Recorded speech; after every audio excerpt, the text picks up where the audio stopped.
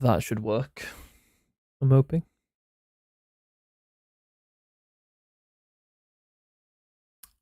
I think it's working. It is indeed working. I think it's working. My sound is working as well. Okay, sorry, I just wanted to make sure it was working on YouTube because my I got like a notification to say that it wasn't working on my OBS like 2 days ago or 3 days ago, that one of my streaming keys wasn't working. But I tested it today and it's working. So just wanted to make sure. Yeah, sorry, I might have a bit of a cough because I've had one for a bit of time. Should have went to the doctors, to be honest, but I haven't yet. But I will do if it continues to keep going. But it is basically gone now, so it should be fine. But I'm not 100% sure yet. But we should be fine. It should be fine. Let me real quick just grab my stream. And there's no rush as well. Like I said to the student, 7 p.m. So 7 p.m. ish. I've sent them the link. We should be good to go anyway. Whenever we're ready.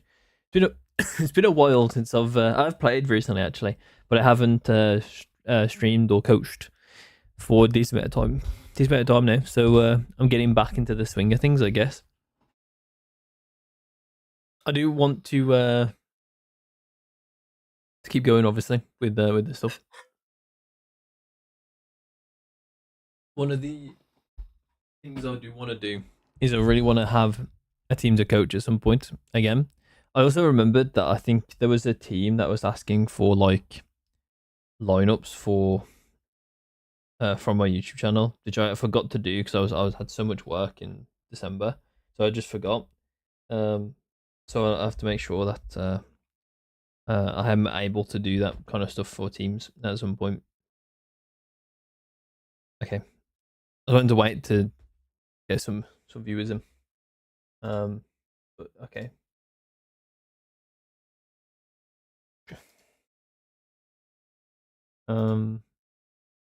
Okay. I'm not sure if my stream is here yet. But it's an OMEN VOD on Haven. The new knife looks kind of cool. I haven't got the knife. I'm not going to buy the knife. I don't think. I'm okay with what I've got for now. I don't need to spend more money on this game for now, at least. Especially because I don't play it anywhere near as much as I used to. So spending money on skins feels kind of stupid. While I'm not playing that much. But I've to be fair, I say that I've played more than I did in recent time, I think. I actually will play again today. I think I want to play after the coaching session. So, but we'll see. We'll see. We shall see. Depends on. I'm really tired today because I've literally been working all day as well. So you know, I know it's a Sunday, but here's what it is. Okay, so shorty start. So you do drop the shorty, right? Get a pistol. Get you classic. Do you get given one here? Do you? As I say, you get one. I actually always buy my classic, but I guess yeah, it's fine. It's fine. I don't really mind this that much. It depends like how you play it though, is the thing. So I don't mind the buy. Considering you are going shorty, I actually don't mind the buy because you do want the smokes. You want the smokes and you also want the TP to get out or to get in somewhere, right? And to be close or to get out once you've got a kill. But the paranoia is quite a lot of value. So, but I kind of understand the way you're playing it is towards the shorty. So, okay, that's fine. But I'm not really a fan of the shorty that much in pistol because most of the time the classic burst is going to do kind of the same thing anyway. Most of the time, so I'm not really like a massive fan of the shorty. It's not terrible, but I would like it. It's kind of like a shortcut to the classic. When you don't really need it, right? It costs money, so you can buy an extra shredded step here, right? An extra TP. And you do get you one. You pick up the ghost. Yeah, okay. Unlucky. I think the main thing here is just clean up the way to get the ghost, right? You don't need to press F on the ghost or whatever to look at it. You don't have to like look at it and press F. You can just drop your shorty and run over it. That'd be like a cleaner way to pick up the ghost. And way less like problematic with like missing it or whatever like this. But it was a good adjustment and you almost killed that guy. Yeah, you shot a bit early, like you weren't really aiming at the guy when you shot, but it's okay. I just think on the shorty here, I'm not sure if you play. You also did shoot a bit early here as well. No, it's fine. It's fine. I think maybe what you can do is you can play like a tiny bit closer to this. But it is because usually they path this way. Like very rarely do people path along this wall on short. They only path on this wall if they're aiming to take a fight over here or to take a fight on site somewhere in this sort of region. So if they're not taking that fight, then they will be against this wall usually. So usually if this smoke is here which you've placed, then they won't be against this wall. They'll be against this wall. So you can actually probably bank on that a bit and go here, and you'll get a slightly better chance of winning this fight with the shorty because that'd be less likely to see you. It's maybe a bit of a risk because if they do path that way, then you're probably gonna lose. But I'm trying to think what you want for the smokes. I'm not sure if I like the smoke or not. I think the smoke is fine. I think what you can do is you can bring it. No, actually, you can bring it up, but I don't think it matters. I don't think it matters. My epic pen isn't fully. There we go. So I've still got the undo problem with the epic pen. I don't know why it does it, but it just does it on this PC. Yeah, okay. So I think this round is fine from my perspective. I think you played it fine overall. I think the main thing is just cleaning up the mechanics on picking up weapons. From that is what I've kind of got from that. Spectre with full buy, that's fine. I personally prefer the Stinger, but I understand people buying the Spectre as well. The Spectre's also fine. You can kind of just do what you want on this round as long as you're buying, in my opinion. It kind of depends on the situation, but most of the time in solo queue specifically, you want to make sure you are purchasing good weapons with either full armor if you are pretty sure that you're going to be taking like more fights. So like, or you're going to be taking longer fights. So Spectre, Stinger, like close range fights, or like fights that you're going to have to take damage to win. So the more full auto weapons. If you're going to go like Guardian or Outlaw, you can get away with light armor because you're more likely to go like one-tapping people. So it is more likely that you can go light armor because you're going to take less damage overall because you're going to be killing the first bullet. But yeah, with respect to your full armor, which is fine. Your buy is completely fine. This is too early and also a bit too passive. So this smoke. So you see, I also don't like shoulder peeking this when you know that you're against a lower buy. I mean, to be honest, the only thing you'll die to if you like hold this, I understand you're also using a Spectre, so it probably just isn't really suited for this. You could have gone to went to guarded maybe, and you could just hold, because you don't really want to run the risk of them running across. So holding is like going to be better there, but it is fine. I mean, it doesn't really matter too much. The main thing that matters here is that you smoke too early. Because they just jump spot this. So they're in this position, right? And let's like flip the perspective. Like if you're sitting here, if you're like the enemy team, if you're attacking and you're sitting in A lobby, and you see a smoke go down in A long, what is your like first thought about where the enemy is positioned? Because for me, if I see a smoke go here, and I'm here, my first thought is that long is clear. This is going to be all clear, most likely. And we can kind of get that from a couple reasons. Like, technically, they could have someone that's like pushed along here. Like, for instance, you have like a raise, like over a chamber. They can be positioned here potentially. Even you could be positioned here, and ready to like leave when they get a kill. That is possible, but it's less likely with the smoke there because it kind of cuts. They're kind of cut off still. Also as well, because it's like eco. Because if I'm on the attacking team, I'm ecoing, right? Most likely, I'm not gonna like expect there to be a massive amount of like forward aggression into the A main, into like A long, because you're all on like higher buys, right? So you're not going to risk that one gun. You're not going to risk like your gun for like a one and done angle in like some random position in long, right? So it means like as soon as this smoke goes up, as the attacker, I can basically say that this is probably clear because this smoke has gone up and they're just cutting off the areas they don't have. And so instantly like giving up the neutral space is not a very good thing to do, especially when you have the better guns. You have the better guns to be able to like keep and take more space. So it is really important to make sure that you're not just giving away the space. And I know that that's sounding like contradictory slightly to what I just said, where like they're not with the better guns, you're not going to be like looking for like one and dones, right? In like the more advanced positions. What I mean by like taking space when you have more money, basically, is because when you have more money, you just are able to take more fights, like win more fights, right? Overall, right? You have the advantage in more fights, therefore you should be able to take and win more dominate. You should be able to dominate more space essentially because you can win more of those fights. So usually when you have like a higher buy or something, you'd want to like take space together, or you don't really have to do that, but like you shouldn't be giving up this space, because you should be able to like win a fight with this basically. So you shouldn't have to give away this space instantly. And like especially as well, like you can group up and take space together as well. So the Reyna, for instance, like I mean this is more like weak side play anyway. You have like 2 players on the site, right? And it's Haven, so Haven it's really difficult. You can never have 2 players per site, right? Because it just doesn't mathematically make sense. This equals 6, which is not, which you know, we're not playing Marvel Rivals, so like that will never work, right? So you're gonna be like 2-1-2, or more commonly it's like you'll see 3-1-1 or something like that, right? Or you'll see like 2-1-1-1 like this or something. I personally prefer the 3-1-1 like this with like a sentinel up here, with like a trap here or something, or like a 1 here with a trap here is fine as well, I guess.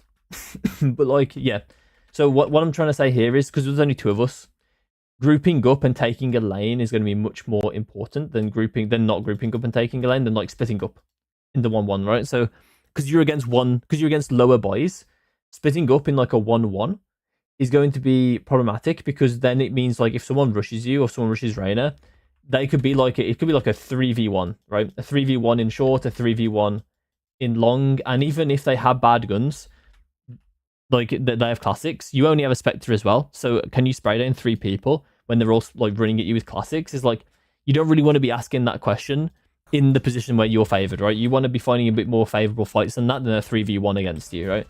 Even if it is classics versus like your Spectre. Like against like a Phantom and things, you still want to be not finding a 3v1, but like it is more doable against a gun with like higher damage and higher like magazine size. Well, I guess magazine size is the same, but like per bullet the damage is better on the Phantom, so you end up getting more kills per bullet. That makes sense. So essentially the Phantom's magazine goes further in terms of kills. You need like a triple nade. Okay, never mind. I mean that kill's fine. The thing that I don't like about this kill, we go back. So to get this kill, let me go back even further actually. To get this kill, to be honest, your rate's controlled, but that's fine. So you don't see anyone here, but you carry on swinging. So you kind of like overswing this, I would say, because you already see the person when you had like this level of vision. So then you overswung because you didn't see anyone initially, and then you opened yourself up to like this deep angle here, which, you know, like in this game didn't actually have anyone in it, but usually there will be someone on this deep angle with a sheriff or something on this round. Or something. There'll be something there, or they'll be running onto site a lot more simultaneously, like a lot more together, and there will be someone like coming up to swing you past this box or something, which I think Jet does kind of do, but not really. She didn't really do that. She should be like out probably like this, or she should have like dashed smoked, but it's the second round and they've lost, so most likely she's gonna be running up here and then swinging the box. That would be normal, and I think yeah, just once again it's like an overswing. So you overswing here, but then you also overswing here and seeing the Jet. When I don't think you need to swing this person, right? It's a 4v4. They need to plant the bomb. And you have the Reyna like kind of like half watching that sort of area. So in my opinion, you would just play with the Reyna on the right side. So you would get this kill and then chill. You would literally just chill. Wait for Reyna to like kind of play that she wants to play. That by chill, I kind of mean you're walking towards where she wants to play. You could also walk towards this corner as well, but I wouldn't solo peek or anything. Like I would be looking for a player running out here, and I would honestly assume that she would beat the Brim on site, and you would just wait for them to kind of take a fight out of long, and then you would peek the long person. That's how I would do it. Yeah, okay. Also, it doesn't help that you kind of just missed all the shots, and this also does stem from what I had on the pistol, and what you did on the pistol, which is you shot very quickly. Before, like in like the grand scheme of like the fundamentals of like how you take a gunfight, right? Like you basically shot first, instead of aiming first. And one of the main things here as well to note is that our mace movement was very limited whilst we were moving. So we just got this kill. So this is part of the fade kill, I would say. Like you're swinging here, that's part of the fade kill, because you saw the Jet, but then you instantly like you killed the fade, and then you instantly like remembered that you saw the Jets, then you're swinging to that person. But that is like part of the fade kill, in my opinion. It's like what people do when they get a kill and they flick away. It's kind of similar to that, where they're just kind of like resetting the mouse kind of thing. So that's what I see that as. And then you kind of swing, and then your mouse doesn't really react until it doesn't react till this frame, and then you start shooting instantly. So to me, it means that you're kind of like flicking essentially here, because you're moving and then shooting. Like you're moving the mouse instantly, then shooting as soon as you kind of reach the destination of your mouse. So what I would say here is it's about fundamentals of counter strafing, where when you're in movement, you kind of want to be aiming and moving at the same time. So you want to make sure that when you're in this position, like around here, you want to be trying to move your crosshair onto the person's head whilst you're moving, and you basically really shouldn't stop moving until you're ready to shoot. So like right here, you stop moving. Oh, sorry. You stop moving here, but this isn't really ready to shoot, right? Like maybe in like your flick, with your flick, you're ready to shoot, but this is like a fundamental difference, I guess, in the way that you're doing setting up the gunfight and the way that it probably should be set up. So like you're setting, so you are doing like, you are stopping to shoot when you're ready. Like you are stopping when you're ready in your movement, because you are ready to shoot now, like in the way that you've fundamentally set yourself up, which is like you flicked here, and now that you're ready to shoot after the flick, you've stopped, right? But realistically, it should be that once the crosshair is on the head, that's when you're ready to shoot. So therefore, that's when you stop. So it's like a fundamental, like I need to quickly open up Notepad.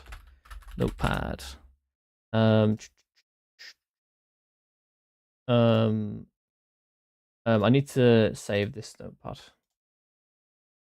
No, actually, no, I'll just leave it. I need to, what is it? Movement plus aim. Like that. So together. So like, yeah, I mean, we already know. It's like what gunfight hygiene from Woohoojin. It's like there's a big video on it from Woohoojin. I recommend you watch. I mean, I think a lot of people have watched it by now. So you know, if it was working to teach people, then you know it probably wouldn't be a problem still. So, but if you haven't seen that video, I recommend you watch it. But I reckon that you've already seen it, right? I think I remember some of the past coaching sessions with you anyway. But yeah, I think it's just like cleaning up that fundamental. It's all about practice. All about practice. The smokes are good, I think. Let me have a look. Yeah, losing that round is kind of unlucky. I don't mind you doing the play with the shorty, but I think to me it's clear that you want to do this, but you don't have a clear plan in mind with the shorty. Like I understand you have the plan where you go into the smoke, right? I guess that's kind of what you're gonna go for, but like you've already done it once, so it's not gonna be as impactful. Also, as well, like it's kind of like a one and. I mean, is it a one and done? Not really. It could be. It most likely is actually, because there should be multiple people short. You got kind of lucky maybe last time there was one guy short. To be honest. The smoke is fine. The smoke timing is maybe a bit too early. I would say it's a bit too early, if anything. So what I would do is I would smoke off of the trap. When the trip goes down, that's when I would already be in like the spirit form, whatever you want to call it for Omen, like the darkness form, I don't know what it's called. And you would be placing the smoke when this gets triggered, but I would already be in it, ready to place that smoke. And the reason why you want to do that is because you don't really want to be smoking the entire team off, right? You do not want to be smoking 5 players over here and 0 players over here, usually. It can be good in solo queue, because a lot of the time when people, I'm trying to find a good way to do that. When there's like 5 people stuck behind the smoke, a lot of people do not know what to do when that happens. So it can be good in that context, but when you're against good players, that won't happen. They'll still understand, like, we might need to go back for map control. We might need to just push through this smoke anyway. But then they'll be more ready to deal with that smoke. So because they'll like go into it with a plan, if that makes sense. Right? You've given them the information that you've put a smoke there because you've put it there, right? So what you can do instead is you want to try and get kills with smokes as well. That's a very fundamental important thing, is that you want to try and get kills with your abilities, and smokes are no different. So having like a smoke set up that can get you kills is really good. And one of the ways that we can do that on defense is that when people go out, the entry is going to go out first, right? They're going to be over here. Maybe the second guy out would be out as well, pretty fast, depending on the team comp that you're playing against. And the rest of the people are going to be on this side, right? So there's 3 of them here. I should probably just do 1, or 2 over here, and then 3 over here, right? And what happens is when you place this smoke, these 3 people are stuck behind the smoke, or like they have to use util to get out of the smoke potentially, or they They want to try and help their teammates in some capacity, right? And these two players are going to be stuck on the other side. Sometimes it's even worse than this, especially in solo queue. It's 4-1 for them. So then it's even better for you, right? So then you place this smoke. These people are going to be stuck on the other side of the smoke. They're going to think about using Mutilate, or they're going to be struggling to kind of trade with their teammate. And then what's going to happen is they are going to be stuck behind the smoke, and they won't be able to trade. And this person on site should get this 1v1, right? So there's a 1v1 happening on site that you've made with this smoke, and these people cannot do anything to help their teammates. So that's an important thing about smoke timing, is that you kind of want to time it for a time that you can get a kill, or you can isolate a kill on site for your teammates, or isolate the entry, the first portion of the entry, their front line, from their mid line and back line, right? That's one of the most important things you can do as a controller, trying to smoke for your team on defense. This smoke that you place now in mid site, this can be really good if your teammates are still alive. In B, in C, obviously they're not still alive. So the reason why, actually wait, your smoke, you deviated slightly here. So the reason why I don't like your smoke as much as I like the normal smoke that gets put here, I'll just go back enough. So this is the smoke you did. So the smoke that I usually do is this one. And the reason why I prefer this one over this one is because you're giving them an avenue to push this way and take this portion of site for seemingly no real benefit from your half, from your part, right? And you could argue actually, because your teammates are dead, or you don't really know this person's dead yet, but because your teammates are dead, and I guess KO's kind of in a bad position for this anyway, but because your teammates are dead, you could argue that you can't take as much space, or you can't fight as much space as you go out the first time into the back of site. So this one is going to basically cut off this angle. So it means that you take less space, but because your capability is less, then it makes more sense. That's a decent argument for this. But the problem is with that is that it's also you're on an eco. It becomes a 3v3 at a certain point, right? I guess you're 4v3 at this point, but it's 3v3 at a certain point. So we do kind of want to be taking a level of risk that people aren't going to be here, or you can win this fight in backside or something. Or maybe you want to wait for your teammates to then take a fight. I mean, they're in a random ass position. You're never going to be taking a fight here, because they're going to be taking fights in mid site and towards C long. So you're just not going to get a fight with them. So I guess it's kind of makes sense that you would do this smoke, but I think this smoke is generally better overall. But I think in this instance you do actually place a slightly better smoke. At this point I wouldn't be using paranoia. This is crazy. Okay, yeah. Yeah, that would be crazy if that worked out. I don't mind the initial play, but I don't think you ever try and go out to this side of the smoke. I don't think you're ever trying to go out on this side. I think you always TP onto this and then exit through this part of the smoke. And I would do it quite quickly, maybe on this part of the box, but I'm not quite sure if there's a way for you to be seen through the gap here potentially. But you would exit through this sort of side of the smoke, because it would make more sense that you wouldn't be instantly taking a 2v1 or 1v2, sorry, out of your favor, right? It'd be two of them looking at you instantly, most likely coming through this smoke, and the TP obviously is even more so. But it is likely that you do get that. You could technically come out here, and it sort of isolates this part, which is likely going to be a 1v1, but it's not a favorable one. You could try and win that one, which is not terrible. I wouldn't necessarily say that that's a bad play, to be honest. So if you do want to try that, you could have done. In retrospect, you probably would have lost the jet. But to be honest, it would have been doable. Without the initial without the retrospective context. But yeah, I think I would have exited out not towards CT just to kind of take this space, a back kind of, and then sort of half fight this to kind of clear my chamber to come and take a fight in mid site. That's kind of what my thinking would have been in this situation. But obviously, if I really say if it was a 3v5, then I would be taking a more egregious type of play. I mean, you wouldn't be even in this position if 3v5, but I would be taking a more egregious play to try and make something happen. That's what I would do in that situation. But yeah, I think it's good. Wait, this is is this prime? Wait, it's a gold prime. Kind of makes sense that bro plays chamber. This classic. That's crazy. Yeah. Okay. So I do think overall though the smoke was good. I think it made sense. I just think that you just don't need the extra TP, because that TP, it just never works. It never works. It works like 95. It doesn't work 95% of the time. It works like 5% of the time.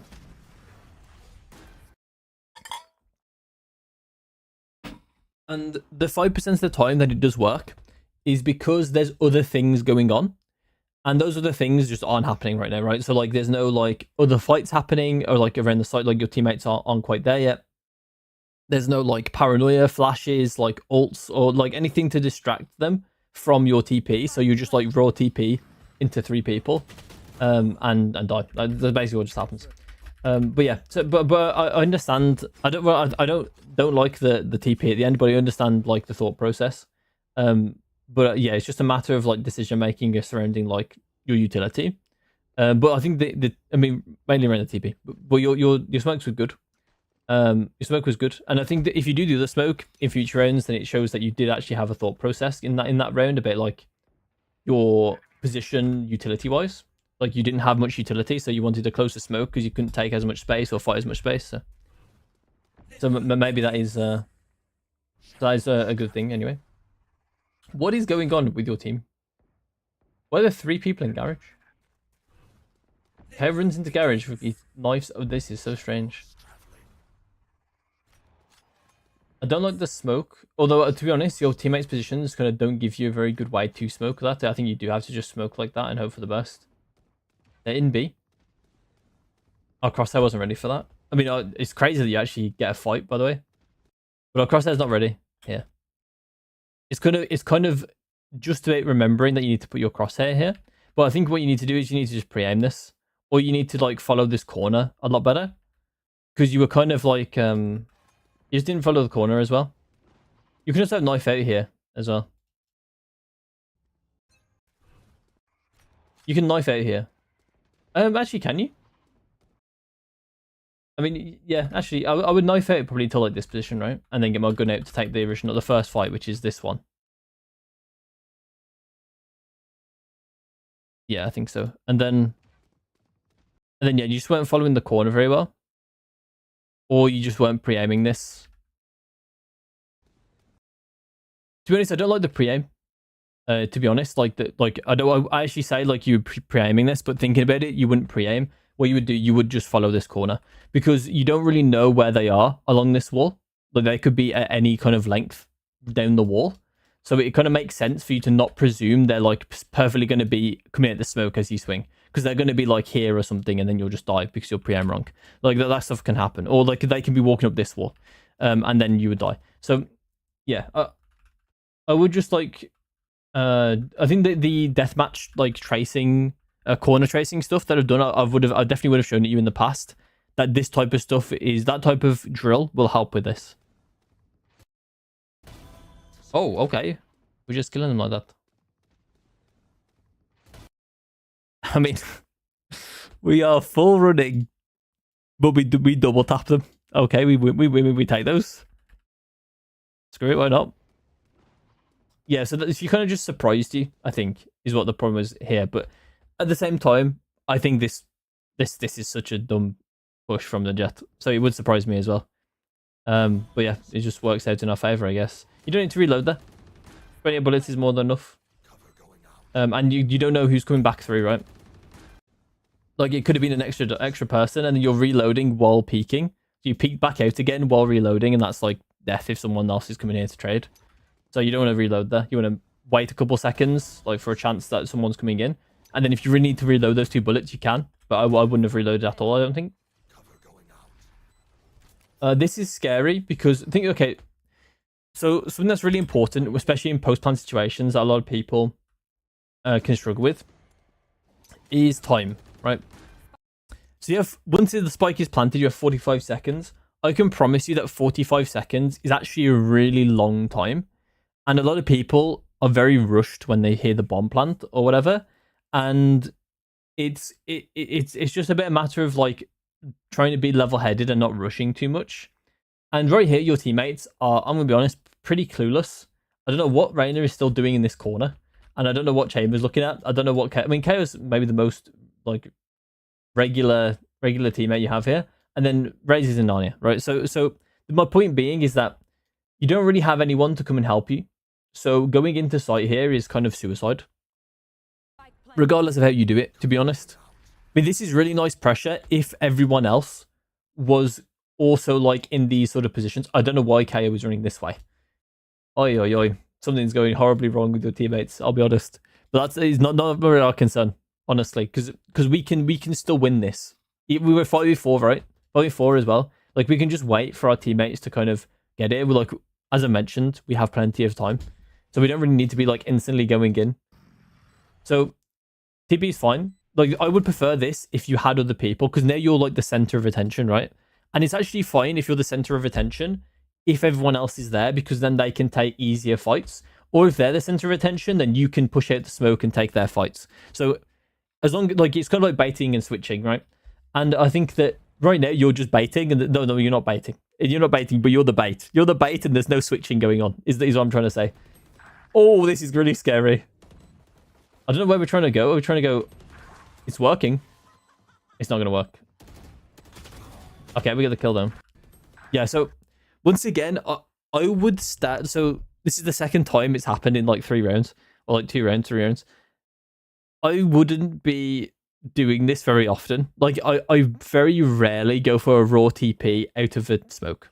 Very rarely. Like, sometimes I'll do like some crazy TPs to get positions, but I'm usually very certain about what's happening around the TPs. And I'm not just TPing into fights. I'm usually TPing to like cheat time, and that I'm not TPing into a smoke to like try and take a fight, because I'm not like Jet or whatever, right? Or Raze. I'm not just gonna like the time it takes me to get my gun out after I arrive is way too long for me to actually be able to get a kill, basically.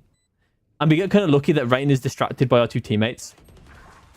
Kind of unlucky that she gets the kill at that particular moment. But then we also get kind of lucky that she whiffs. So, to me, once again, I would not be doing these raw TPs out. And you're a bit fast with the whole thing. You can maybe argue team is maybe a bit slow with the whole thing as well. But I think it definitely is that you're a bit too fast. Because the bomb is only just planted when you go for this, basically.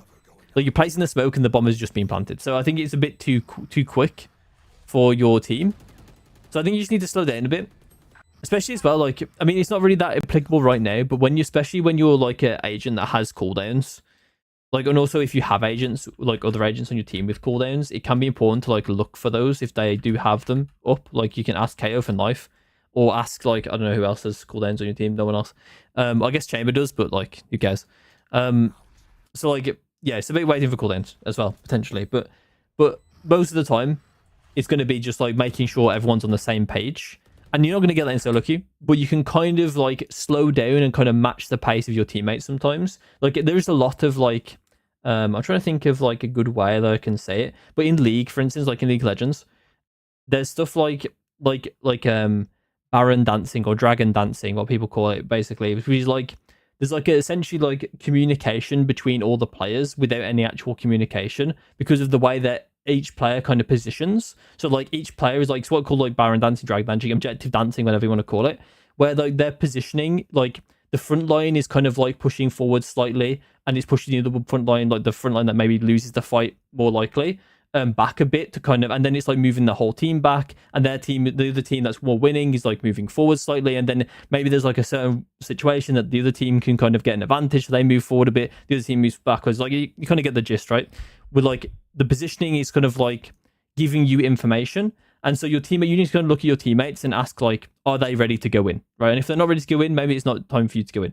But obviously there's a certain point to that as well, because maybe some people are just like dilly-dallying, then they're not really actually going in, or they've got another plans on mind. So that's where communication comes in. But you're going to do the best you can for what you think is right. Obviously, if you think it's the right play and you see your teammates are nowhere near you, but you think they will be near you very soon, then you just wait 5 seconds, right? You just wait a couple seconds, wait for them to try and get into position, and then do it, right? So I think that this would be that situation, right? You just wait a couple seconds, wait for your teammates to kind of get in line, and then you're going, right? I think I'm like maybe over explaining things a bit, but you know, I haven't coached in like over a month now, so I might be a bit out of practice. So I'm sorry about that. If you have any like questions, like I'm pretty sure you're not here right now on the stream, but maybe you are. And if you are, you can ask questions in chat. Don't worry. And also you can ask questions on Discord if you're watching the VOD as well. So remember that as well. Okay, so what we're doing now. So we're doing Sting. Are we doing Bucky? Bucky with, hang on, light armor. It's like a light biome. We can go Guardian, though. We can go Guardian. Guardian light. We can't, unfortunately, we can't go Phantom because we have to sell Paranoia. I mean, it is arguable as well. Like, did you use Paranoia last round? You didn't, right? Wait, did I skip a round? I know that was, no, they kept Paranoia. Okay, never mind. I was thinking about the other round, wasn't I? The C round where you Paranoid back site C and then TP'd in. Yeah, that's what I was forgetting. Okay, so yeah, okay, so you can get a Phantom or Vandal. So you had to go Guardian potentially, but Bucky's fine if you know what you're gonna do with the Bucky. This is maybe fine. So one thing here as well, I know that like there's no chance that they can be at the doorway right now. It's 4 seconds in. They would have had to sprint it, and even then they wouldn't be at the doorway. But your crosshair's in the wall. And your crosshair realistically should never really be in the wall. Most of the time, it should be pre-aimed onto an angle that they could be at some point. The only time that you're like not going to be doing that is if you're pretty sure that they won't be there. And usually, it's going to be more efficient to have Utilate or Knife Out if that's the case. So, usually, not always, but like usually. So it makes sense for you to just have your crosshair in front of the door rather than like on the door. I'm not sure if I like this smoke. So the first smoke is maybe fine. Maybe it's a bit too early, if anything, but I don't mind it. Actually, no, it's probably fine. I think it's a bit too early. It's a bit too early because it it doesn't threaten them as much as like the late smoke could do. For like as I've already mentioned with the C stuff with like trapping players on either side of the smoke, 4 kills.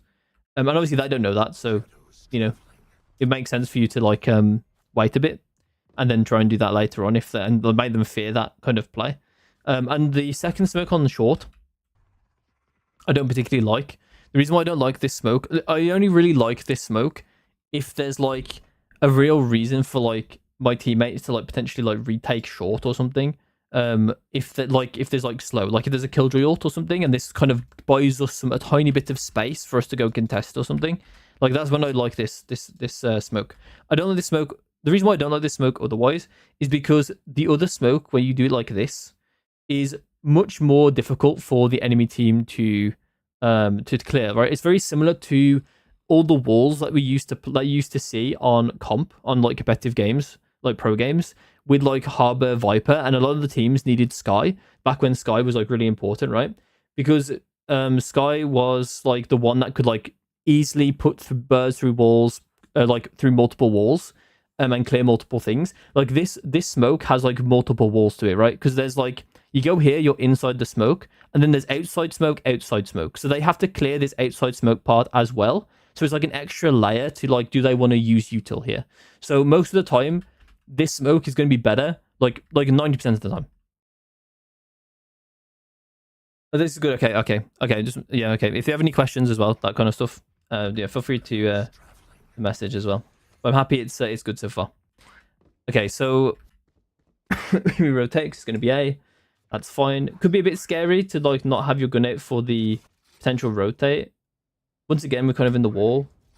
But I guess you're like looking at the minimap here or thinking like they could be lurking or something. Realistically, the lurk should already be there, like watching this angle and getting the kill on you here. But not there. So you want to be careful of that. Be careful of B. Outside B, potential lurks. Sounds like they're running away.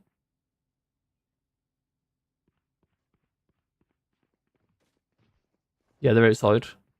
In mid. I think you're coming that as well. I can't hear comms, but I'm guessing you're coming that kind of stuff. Think towards C.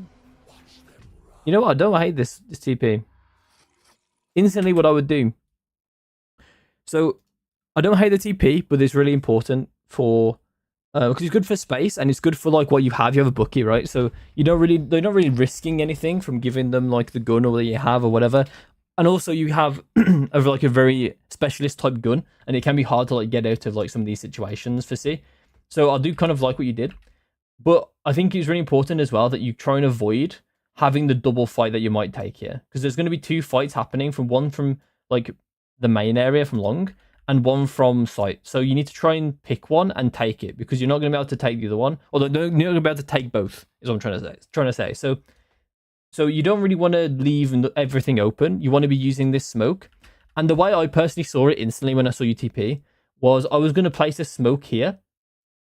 And that way I can kind of peek any way out if I want to take it, right? But I take a lot from this.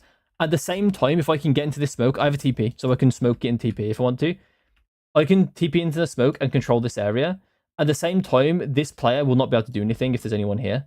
What you could also alternatively do is smoke this and just bluff you're in it and just sit here in this corner, wait for someone to try and walk up through this smoke. They might half check you, probably will half check you because they'll just assume you're in the smoke. And then they will probably die to your bookie. So it'd be one of the two. So, you do the smoke. Okay. I need to... Okay, yeah. So you are basically doing the play that I was going to do. That's great. This is the play that I would have done. It is maybe a bit scary you walked here because they already knew that you were going to be in this position. So you could just run into the smoke or you could TP into the smoke. And it helps bring pressure to them because the enemy... You're for your team, right? Because then you're like making yourself look big and scary. And so they're going to feel like very pressured. It is also kind of scary because you don't know who's coming from C long, sorry. So it could be that you just died to C long in this walk. But thankfully you don't. Deadlock is dreaming. She's in like fairyland. To be honest, because you were slow, she just had no idea you were there. But realistically, they should know you're there because I'm pretty sure they can hear you. Yeah, they would have heard you. You can hear someone run as soon as you finish your teleport. You're hearing people run here, and that's within the code. That's within the radius. So you're definitely heard here. So yeah, it's kind of crazy that they just assume you're not there. They just assume you cancelled or something. I don't know. But yeah, getting your kill is fine. To be honest, it's a bit early, but your teammates are dying to the jet, so you don't really have a good timing to go out with anyway, because your teammates are going to be focused on jet. So it's going to be hard for you to find the timing. You pick the right place to go out. And honestly, even if Deadlock wasn't there, it was the right place to go out. You just get kind of rewarded that Deadlock was kind of faffing around. I don't know what she was doing. I understand the play, but I don't like it that much because what you've done with the TP and the flash is that both of them have accounted for this position. So both the paranoia and the TP are essentially defending yourself from the run out, the connector part between C site and garage, right? So if you wanted to TP here, you need to like defend yourself from places that are visible, right? So site is one of them. And maybe you could argue logs because they can like instantly jump down and see you after the TP. You could also argue like backside sort of area, this area, because they can see you from like this position or this position. It'd be kind of crazy if they're there, but like this position, probably this corner. But you've just cleared that, to be fair. So you don't really want to do this. So I would have basically always done the flash here. Or what I would have done alternatively is I would have done the flash here and I would have TP'd site. You know, in retrospect, TPing site would have been instant death after that paranoia. But so I would have perished instantly because I probably would have picked this way. But yeah, the way this way would have been technically better. And honestly, in retrospect, like, and also me looking at the play now, it makes me realize like, yeah, I would have just got it wrong because it makes a lot more sense to do it this way, to have the paranoia on site and then TP into this position, because the person in garage is not going to fight you that fast because Jet was just in the window. And if you have paranoia as site, then the only thing they can really do from their perspective is going to be sit in this corner, and you're right next to that corner. So you could just run out and bookie them and kill them instantly, probably. So that person would have just ran to that corner and like died to you, probably. But yeah, I mean, I think it was a good effort as well. Good try overall. I think you did pretty well. Let me look at the fight. I don't think the fight was really that meaningful to look at, but yeah, once again, it's just like shooting too fast. Didn't aim as much. I think that's like a fairly... I gotta go, but I'll look back at the recording tomorrow and ask if follow-ups. Yeah, that's no problem. No problem. Okay, so we got Phantom for util.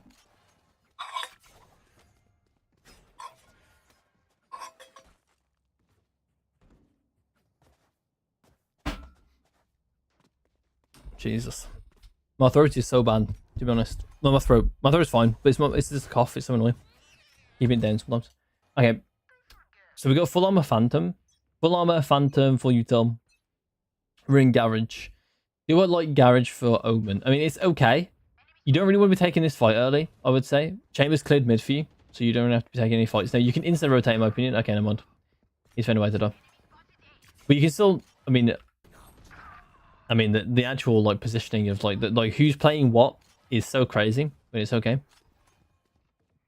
I will be playing Garage, if you can help it, on Omen. You can play inside B. Verticality is good there. Garage is good when you have, like, shotgun. But I would try and play towards B or A.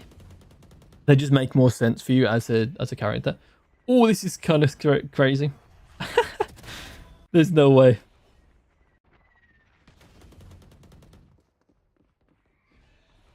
That is absurd that you get away with this, by the way. I don't know what he's looking at. He's dreaming. He can hear the TP and just doesn't do anything. Deadlock doesn't have sound. Or like, they don't, or something. But they're just not communicating. The enemy team just aren't communicating. That Deadlock has died to you twice because I think the enemy team just don't say what they hear. Although, to be fair, I mean, she literally heard you shoot Brim. I don't know. I don't know. Yeah, that's a good kill anyway. I would say the flash is too much. Especially as well, because you, like, didn't shoot the fade thing. I think against a good fade, you die here. I don't know why she's not killing you through the smoke as you go past. Like, right here, you should probably be dead. Because the flash doesn't do anything either. She can still see you. Skin's kind of nice. I don't remember that skin. Is that new skin? Is that with the... That's with the knives, isn't it? You get the full set there. I don't remember that Phantom. It's a good piece of movement.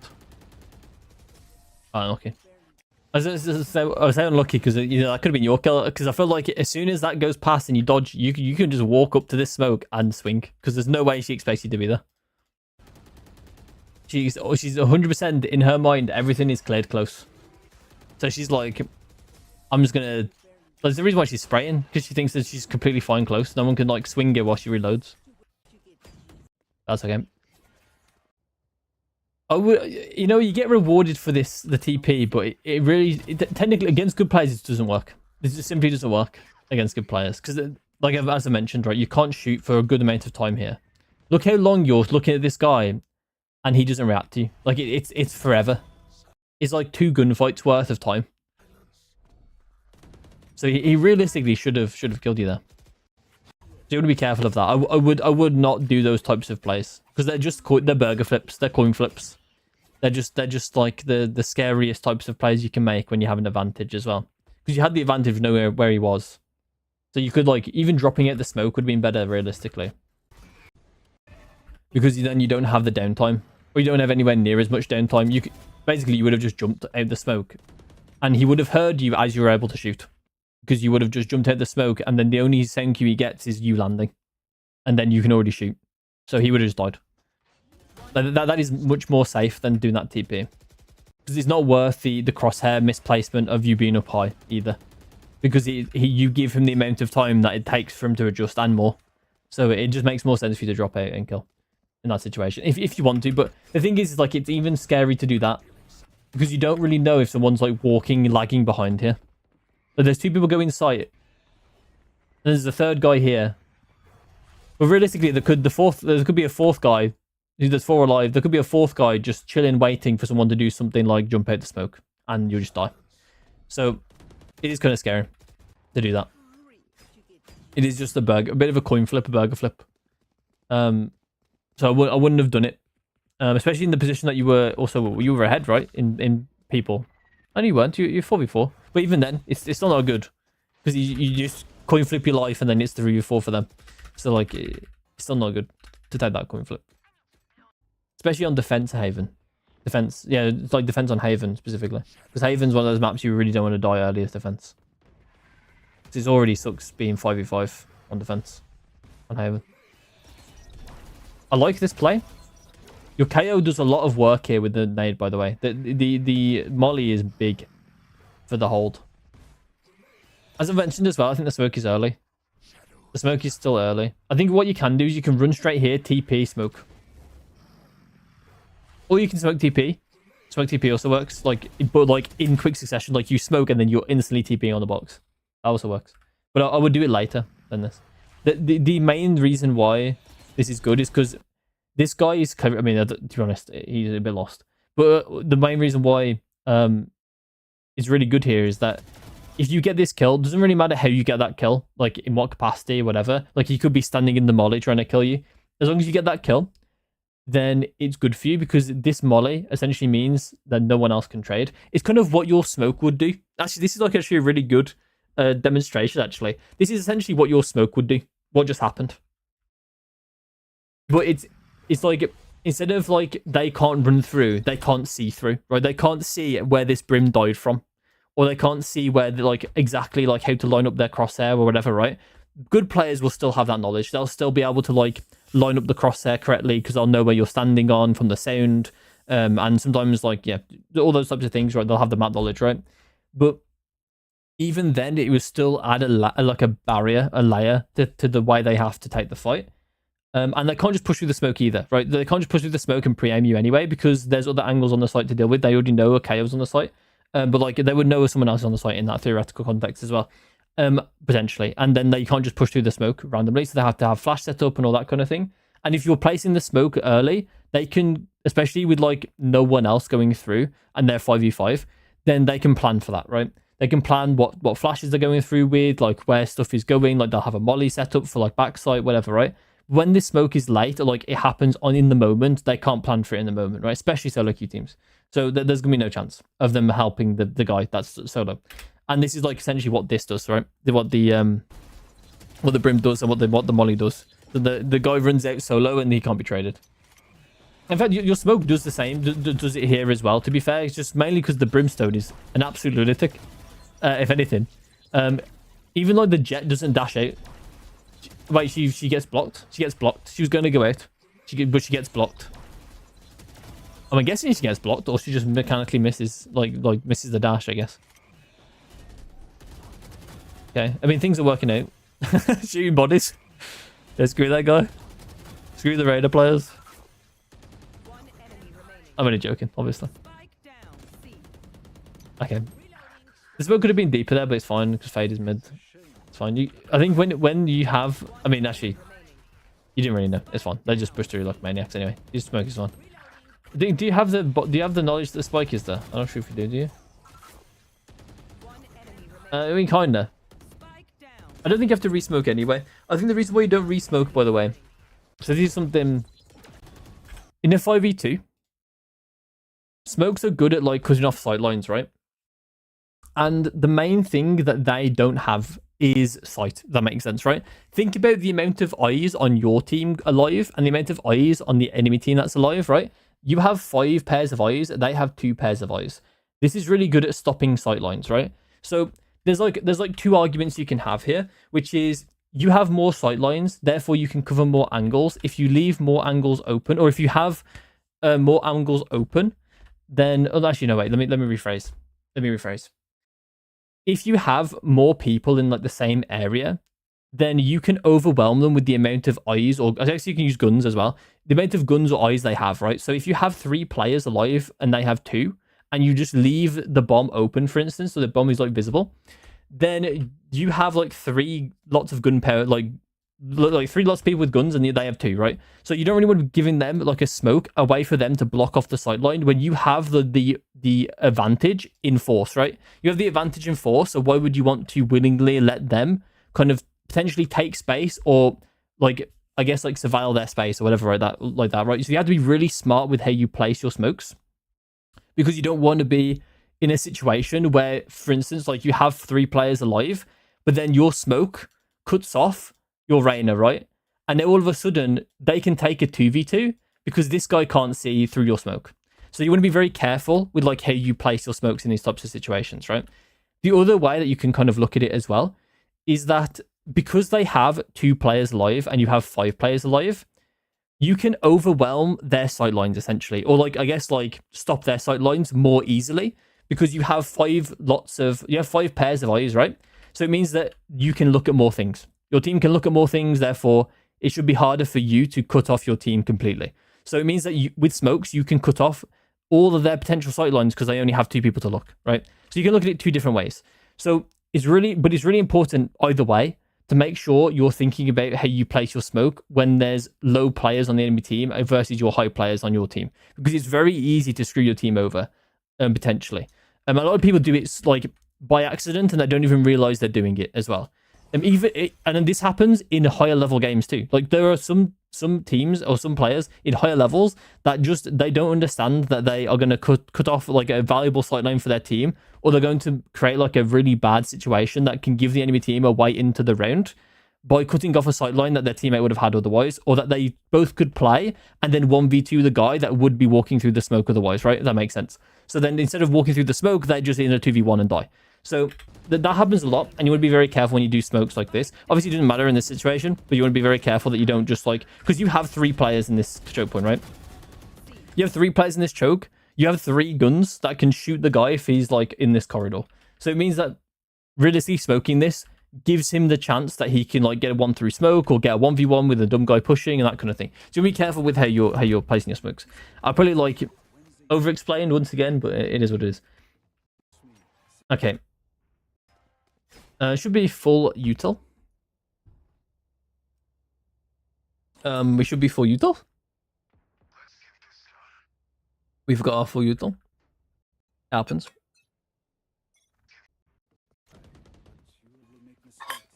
Will we AFK at any point?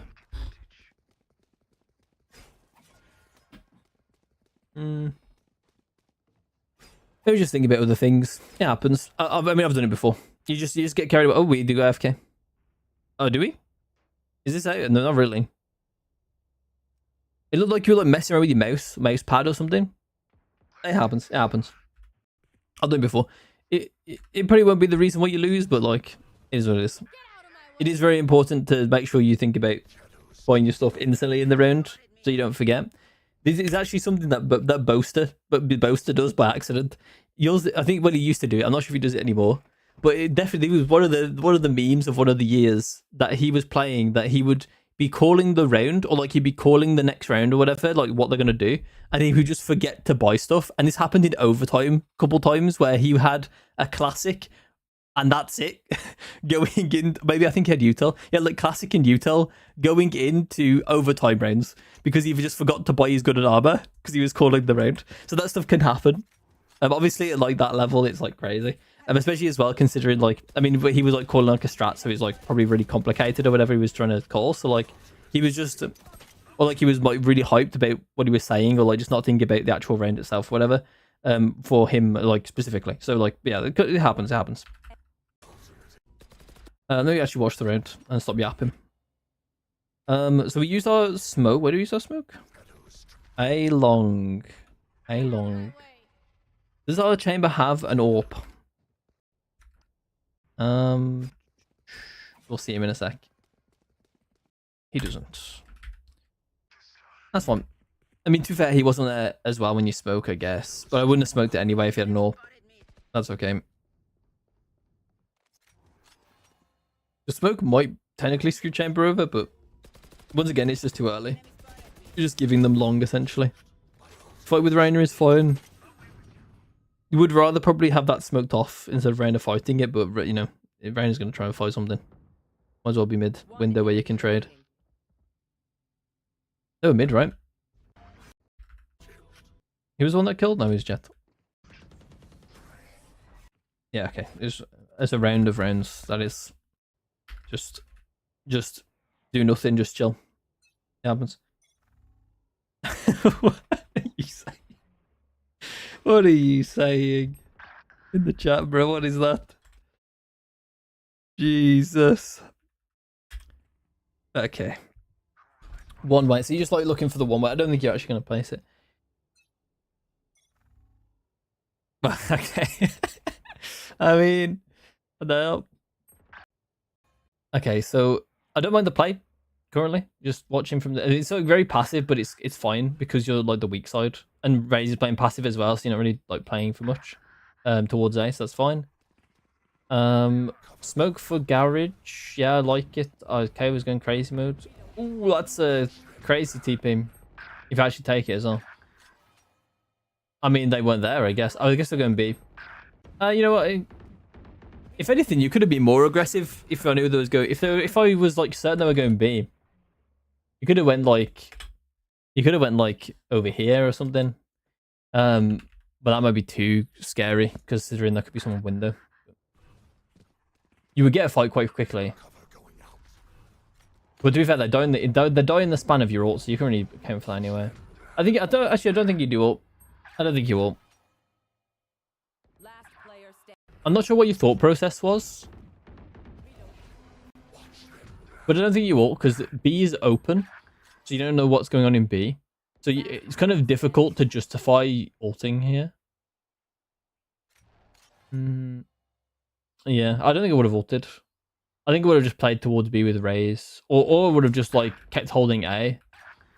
For potential lurk. But with B open, it's kind of hard to justify that as well. Yeah, I think I'll just go A main or go A link. I think that's the play. Because I'm not sure what reason I would have. Like, I'm not sure if there's an active reason I would say to myself that I would want to TP there. So the only reason why I can think of is if they're going C. But even then, like, it's scary to do that TP because if they're going C, then someone could be C long and just insta-stop my ult. They just insta-tap my ult here and I just don't get any value. I guess if one guy is C long. Or I get to TP there and perish. So, like, I'm not sure. Like, I don't think there is an actual valid reason. It's not just them going C that makes sense for you to TP there. It's like they're going C, but they're going C like through B and garage only. And we know that all 4 players are going there. And not like 3 players and there's one unknown. Because that one unknown is going to be long killing me. So, like, it's kind of like that where you need the 100% information. Or at least in my opinion. Or at least you need to have like a 95. Like, you need to be really certain. And then not going too long. I mean, you could have been. I don't actually know what your thought process was, but you could have been. But I don't think I would have been certain there.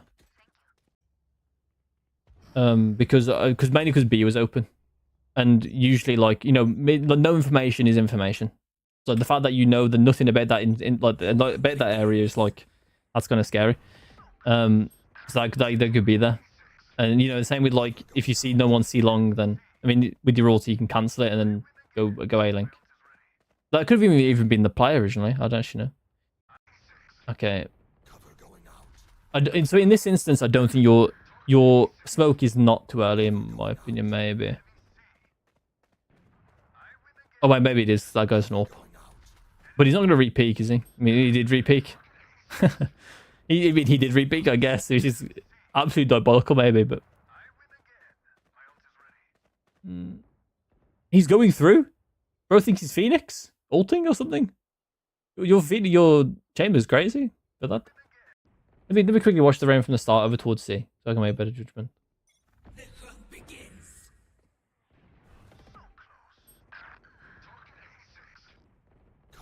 Yeah, I think it's too early. I think you can actually just wait for the fights to transpire there, to be honest. Even though, to be fair, you end up winning them. But even if you end up losing them, I think it's the correct play to let them play out.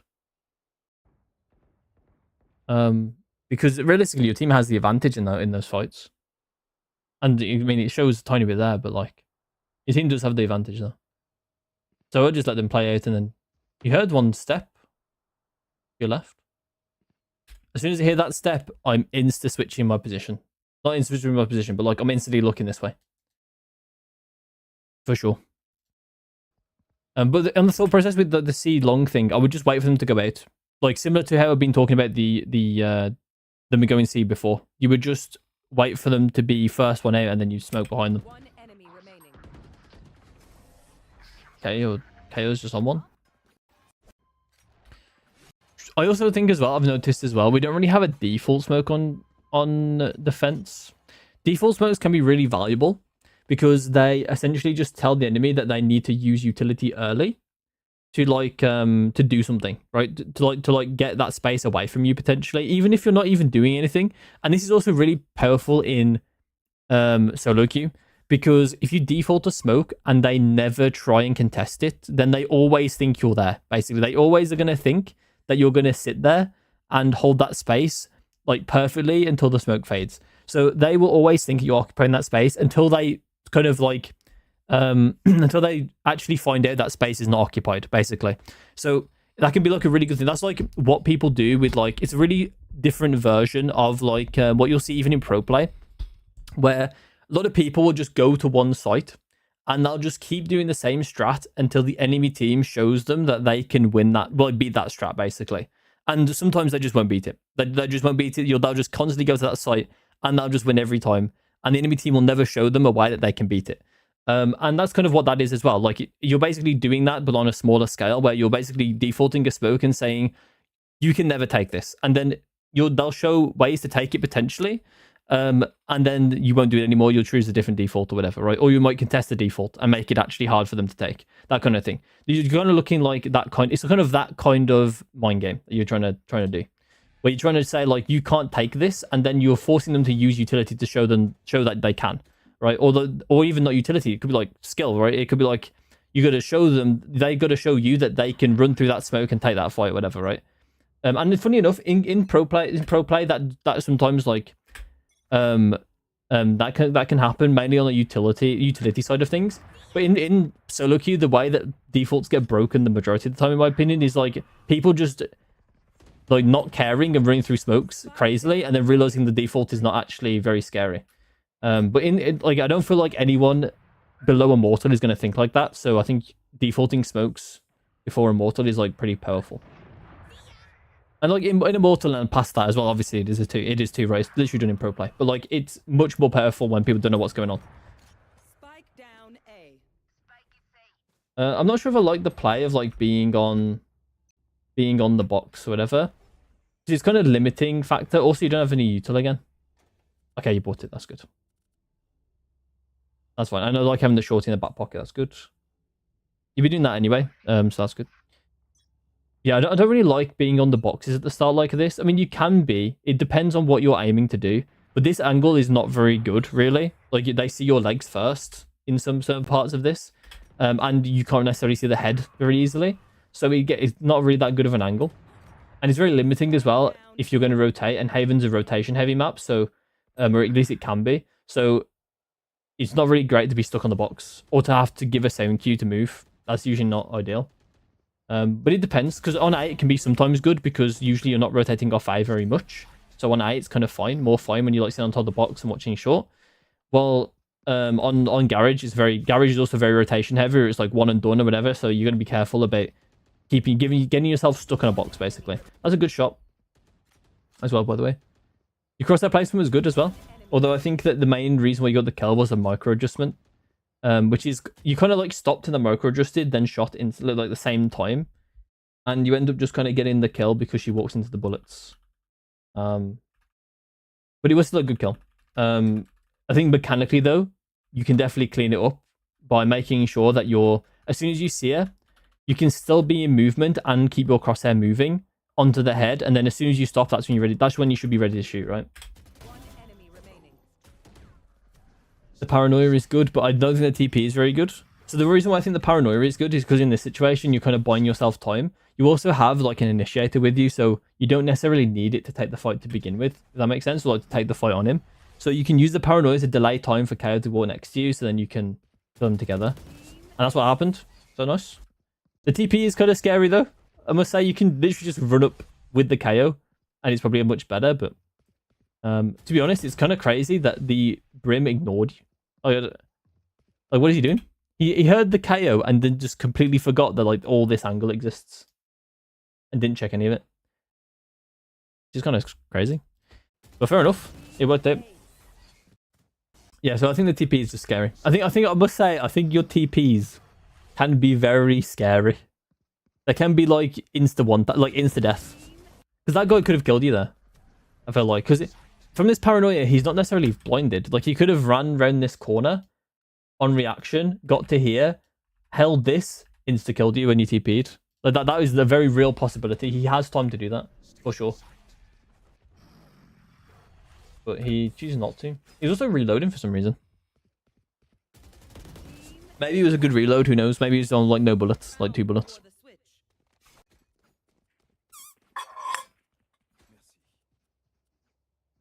Yeah, you're fine for buy here. You've bought everything you need. That's all good.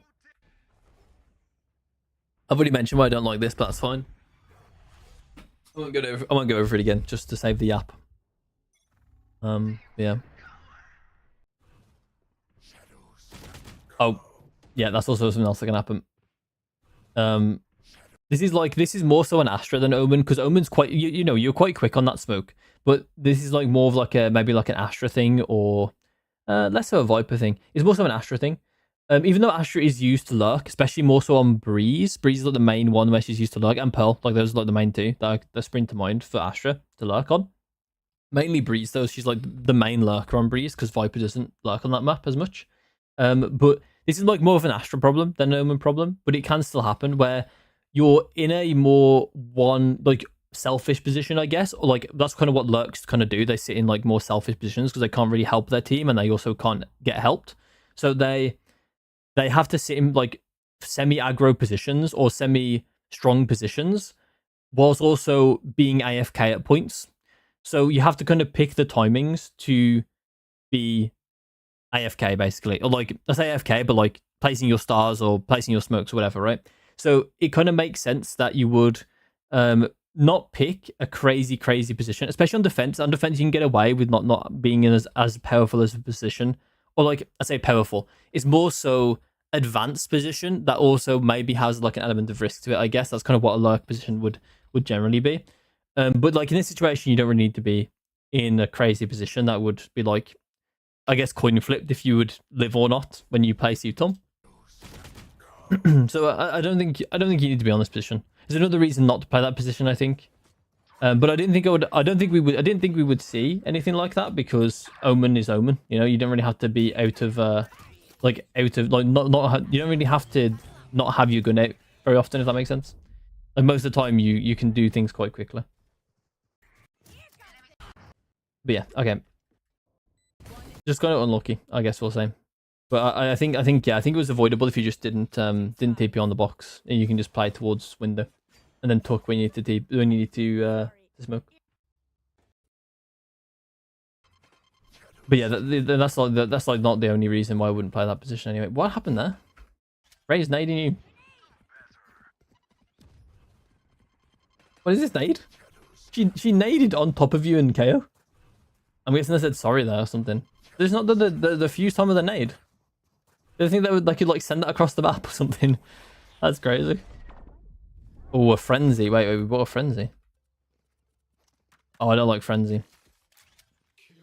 No, I would basically always favor the classic over the frenzy. The frenzy is one of those guns that just doesn't really give you much that the classic doesn't.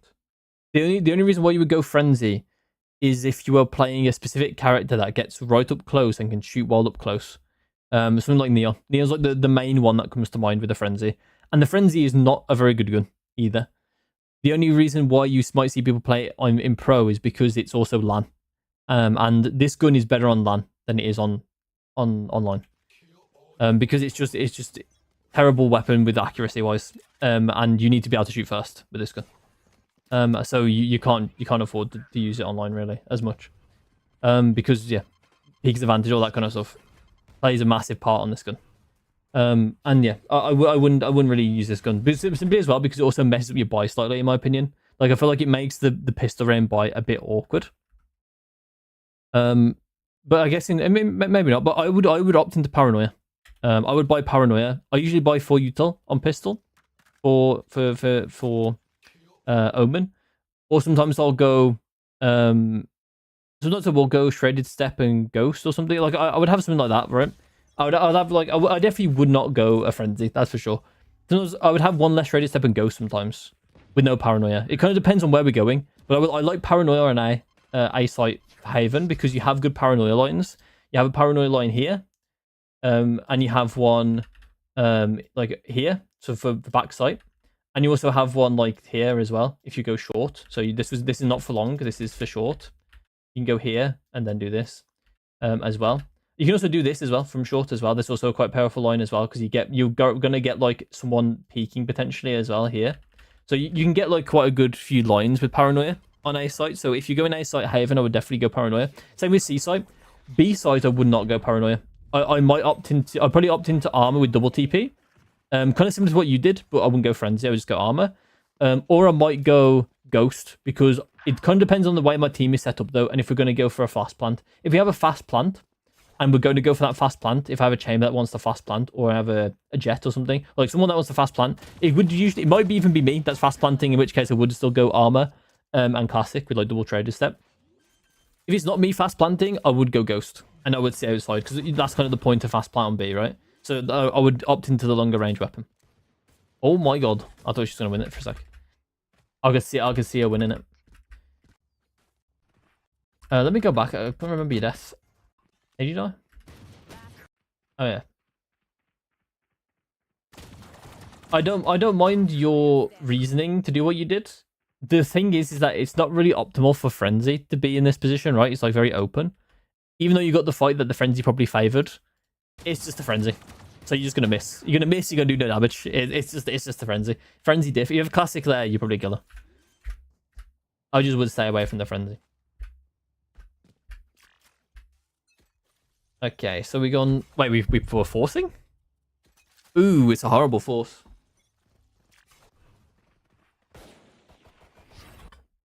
So the reason why it's a bad force is because it's a very close game already, and so the reason why you would force is because you want to take a risk, because you won't have many rounds to win, so you need to win this round. Basically, that's what you would force, right? So you would force to win this round, and then balance the economy back into your favor again very quickly, in the context of the whole game. So you don't need to force here because you don't need to do that, right? You have it's 6-7. Okay. I did that by accident, by the way. There's no way. There's no way. I literally got myself. That's actually insane. Okay. I can't concentrate now. It's so sad. It's so sad. Okay. Where's my train of thought again? It's very early in the second half, so like you don't really have to you don't have to force, because you don't need to have that risk, right? You got plenty of time over the course of the rounds to bring back the rounds in a very normal way, like a very default way, I guess, like the very normal way that it happens, where you gotta lose the first two after losing. If you lose the pistol, then lose the second one, hopefully with some economic damage, and then you win the third one. And then hopefully you can. That's when the fourth round is the more crucial round than this one in that situation, right? The fourth round is basically one of the more deciding rounds on whether you win the game or not on the second half. The fourth round is usually the one that decides a lot, because it's like the first buy round of both teams. It kind of depends on the third round to an extent, because if the team that won the first two does a lot on the third, then it can be an eco again for the team that won on the third. But it really depends. Usually if things transpire like fairly normally, the fourth round is like the most important round. Looks like the fourth might kind of work out. You kind of do the same. So you do a decent line here. This is like very similar to the line that I would do on a rush. If I did basically the same. Crosshair placement scary there, but it's okay. You got a stinger. It's not like you win that fight anyway. You're a bit out of order there, but it's out of order. You're a bit like, it's like you should technically blind here first, then smoke. But your teammates are not rushing, so it's kind of, this is like a rush sort of setup here. But it's okay. So because you're doing it for yourself, I can kind of understand the ordering more there, because the rest of the team is not going to be able to like you would smoke afterwards after the team. I don't know. You can kind of do it the same order. Okay, so he's going aggressive here, taking the risk. It is kind of crazy to do this because you're in a 3v2. Your teammates are low. You're the only guy with a lot of health. So you dying there would basically be like probably the loss of the round. Oh, okay. Okay, I mean, you take those, I guess. Yeah, so going aggressive there was kind of scary, but it worked out, I guess. I wouldn't have went for that. You would have just killed the Reyna, and then Jet would have been like, they would have said she was AFK in chat or something. But yeah, the force worked out, which is kind of miraculous, and it kind of resets the economy a bit more in your favor. Obviously not like fully, but like it's like more even now, so it's much more similar to the pistol than it is to the previous round you just played, where people kind of have they have more util than they did in the pistol, but they have very similar guns potentially if they are like half buy, or they have sheriffs, like sheriff versus mid range, so mid tier. So it's kind of like more more comparable to each other, similar to the pistol. Someone can be short because we didn't have anyone short. That is scary. Yeah, that's too scary. Yeah, so once again, like, you got to think about like the context of the round itself. So we're in a 5v5, so you don't really need to be taking a crazy play, right? You just got the bomb planted, basically, which means that this is about to be a +1 situation. So the bomb plant basically counts for having an extra player alive, because it's like what extra thing that the enemy need to kind of interact with, and is like pushing against them, winning the round, right? So it's giving them a time constraint, and it's kind of like the thing they need to, I guess, in more I'm trying to think of more theoretical terms, I guess, or like, well, I don't know, I don't really know how to explain what I want to say, but it's kind of like they're fighting the clock, right? There's an extra thing for them to take a duel against, which is the bomb, right? So there's an extra thing, an extra objective for them to really pay attention to, which kind of equates to a +1 person alive. So it feels like a 6v5 right now, when the bomb is planted, right? So there's literally like no reason for you to make a play here, because you're about to go into an advantage situation just by existing. So making this play is really scary, not only for that reason, but also for the reason that if we take into context the rest of the round, like the rest of the rounds in the half, they should be on eco now, right? We don't even have to, like, it's not even a guessing game like it would be in like Counter-Strike. It's actually just, you can see it in the in tab, right? You can see you can buy, who can't. So it's really important for you to, check that, and then make sure that the plays that you make in that round, so check that in buy phase, and then make sure the plays in the round suit what they're doing, right? So the enemy team, though, like, don't have no guns. So delivering them a Spectre and a free kill in this situation might be the thing that potentially loses you the round here. I'm not sure if you do win or lose the round, but this would be like a game-losing play, a round-losing play. So, yeah, just taking a risk for no reason, putting your teammates in, like, more of an even situation now, which obviously was, like, compared to what we had just, is really bad. It looks like you're going to lose this, actually, yeah. Oh, sorry, I just saw a switch player. Yeah. It didn't help that your teammates didn't really buy much. Yeah, look at Marshall and... I mean, to be honest, I can't remember what the money was. Let me look at the money. Yeah, so your Rays could have bought more. I mean, everyone could have bought... I don't know why. Did you buy Spectre as well? Did you buy this Spectre, or did you keep it? You kept it, right? Yeah, you did, right? Yeah, you did. I'm not sure what was kept through, actually. Was Rays kept? Rays and Chamber kept. Okay, that makes more sense to me. So, what doesn't make sense to me is why Ryan has bought a Sheriff. Why should you have a Sheriff and not a Vandal or a Phantom? It's pretty strange. Either way, the main problem here is this play. You're just giving them the round here. Because not only are you also giving them a Spectre and giving them a kill, and like evening this out, it's kind of like double that, right? Because what happens is they gain an advantage and you lose something as well. So this loss could also equate to more advantage, if that makes sense, right? So it's like a snowball effect, but it's also a snowball effect the other way as well, like a snowball effect upwards for you as well, if you were alive. So if you were alive, you would be able to get trades, you would be able to have an extra sight line that your teammates can have, like hold an extra angle, etc, right? There's plenty of other things that you have util as well. I mean, this util is not going to be particularly useful for your team necessarily, but maybe an extra smoke would be if they take too long to actually retake. So maybe you can argue that potentially. But what I'm saying is that you being alive adds more chance for you to get another +1, if that makes sense. Rather than you dying and then it's a -1 and then it's -1 for you and a +1 for them, right? So you being alive will let you like take more. It's like more agency, right? More agency for your team, and like just overall, it's gonna allow you to snowball. So yeah, this play is just basically round losing. I think it makes me think that when you did the comm there, it makes me think you said my bad or something. I saw the comm go up, but I felt like you said like my bad or sorry or something. I felt like you knew that in the moment. I felt like you know that in the moment. It's pretty easy to identify as well, so it wouldn't surprise me. Because it's very clear, like when you die in that situation, 4v5 all of a sudden, and it's like was basically even, or like it was basically in your advantage. You're like, okay, you can kind of see it pretty clearly when you die, rather than when you're actually making the play. Okay, so this round we go quite aggressive. because your teammates kind of overall saved, we kind of have a buy round here, which is kind of crazy considering, but makes sense considering we saved. The smokes are a bit early considering where your teammates are. That is unlucky. Yeah, this is just crosshair placement, but also at the same time, I don't necessarily blame you for your crosshair placement here, because even though, like, the main thing that I would be concerned of here is that I wouldn't be pushing up, because I wouldn't be pushing up. I would just be holding garage because my teammates up here aren't doing anything. They aren't pushing up either, so it makes me think like we should just hold the space, and then if we find a pick, that's when we go.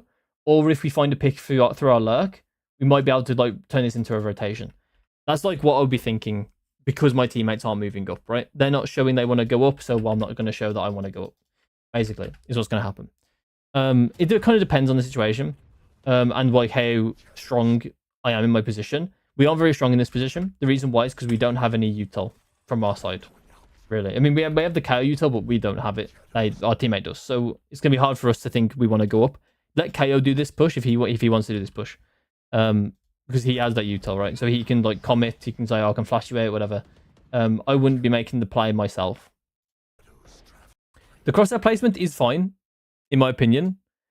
But because it could be like you get pushed here, but the thing is like your teammates kind of have this angle. And they are smoked, to be fair, so maybe not necessarily. So I wouldn't necessarily have my crosshair here. I think I would have it pre-aimed towards the close angle, because it's like the only place my teammates can't see from the back of long. But even then, I don't necessarily blame you for this, because this is kind of crazy that she chooses to do this. And not only does she walk around the corner, I mean, it's so slow that she walks around the corner and she just insta headshots you. It's so unlucky. But yeah, she probably should have still died there, realistically. Like if we put more time into aim labs and that kind of thing, mechanics, reaction speed, she should probably die there. It's kind of crazy that she can walk around the corner and still get the kill. Or 2 kills. Okay. Next round.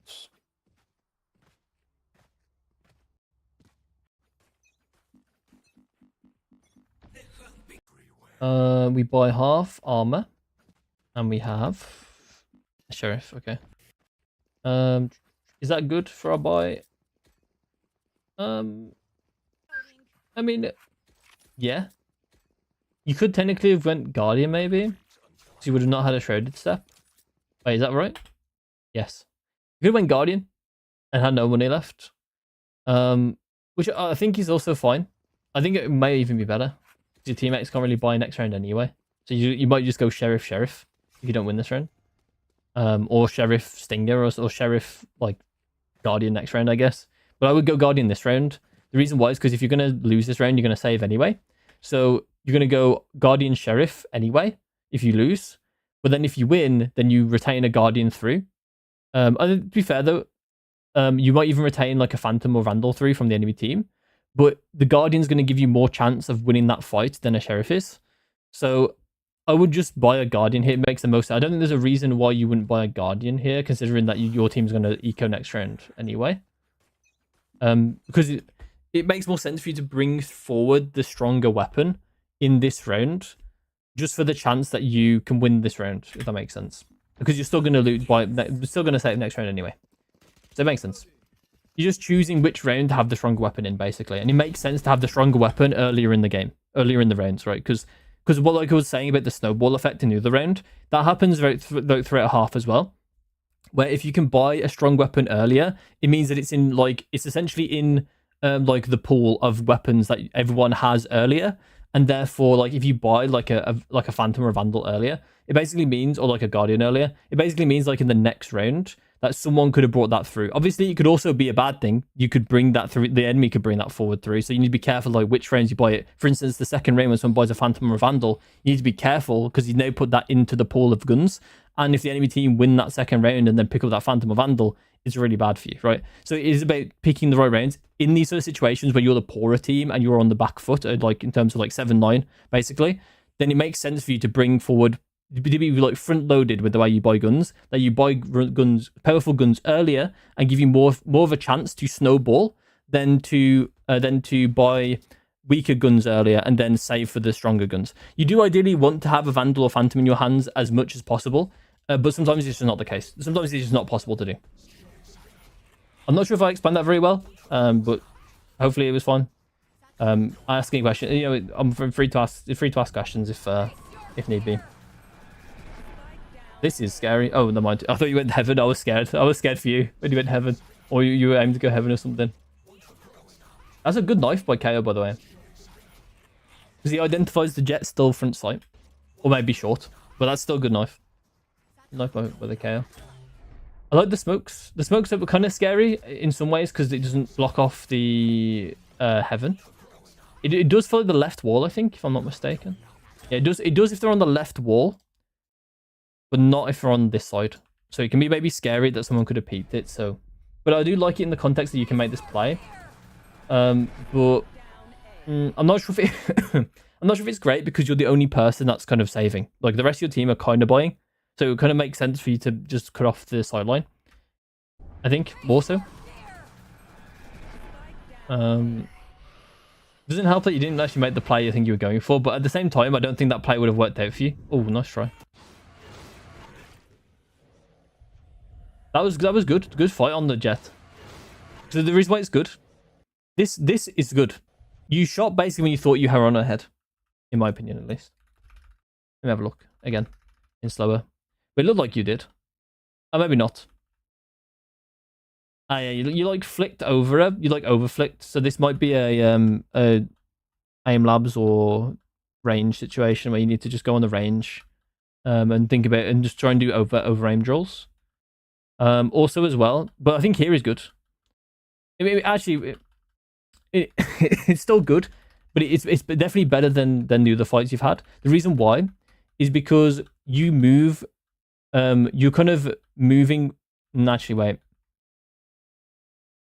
and you know what? Actually, I mean, it is better, but basically, what I saw a lot more of is that you were moving towards, putting the crosshair on her head.